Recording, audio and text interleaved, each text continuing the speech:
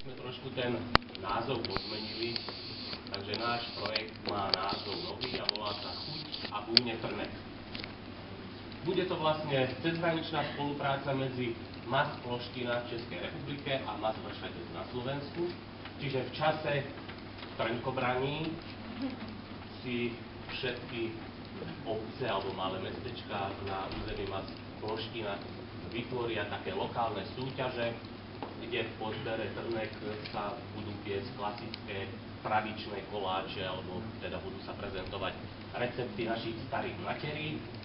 Taktiež vychýrená slivovica, teda degustácia slivovice, prezentácia ľudových krojov na území MAS Ploština a taktiež varenie obydlového lekváru. To isté prebehne v tom istom čase na území MAS Vršatec.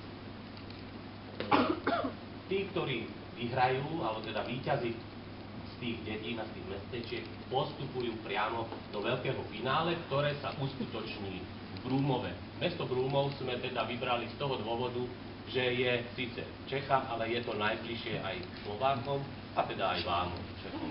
Takže chceli by sme, aby toto mesto bolo vlastne takým... Každý rok by sa to teda poriadalo, stále by to bolo na tomto jednom mieste. Čiže výsledok nášho projektu by bol, teda tu by sa vyhlásili víťazi o tú najlepšiu slivovicu, najlepší lekvár a najlepšie tradičné recepty našich starých materí. Počas toho finálového podujatia by bol taký doprovodný program, ktorý by sprevádzala dýchovka, ochotnícke divadlo v priebehu dňa. A samozrejme mladí radi paří, tak by bol rockový koncert alebo nejaká diskotéka. Taktiež počas dňa by bol pre deti vytvorený program v podobe skákajúceho hradu alebo rôznych iných detských súťaží. Pre dobrých jedlíkov tu máme takisto súťaž pojídaní švestkových medlíkov.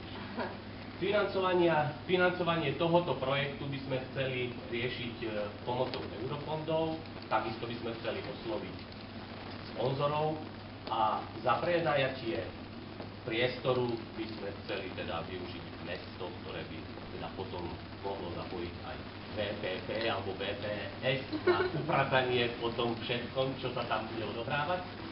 Čas tejto akcie by bol v letných mesiacoch a asi všetko.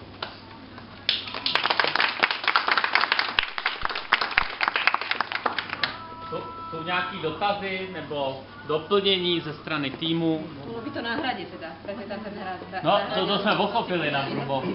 Taktiež ešte pre obohatenie nemuselo by to byť len čisto teda ten finálový projekt, teda čo sa týka toho Brúmova, že nemuselo by tam byť čisto len teda od tých medlíky, mohlo by tam znova byť niečo aj z tradičných remesiel, teda obohatenie trošku, rozšírenie toho projektu o tom. Ale podstatná myšlienka by bola teda ohľadom tých Trnek.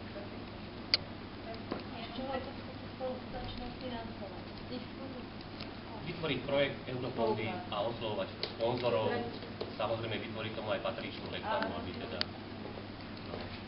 bola by to cezhraničná spolupráca Čech, alebo teda Morava.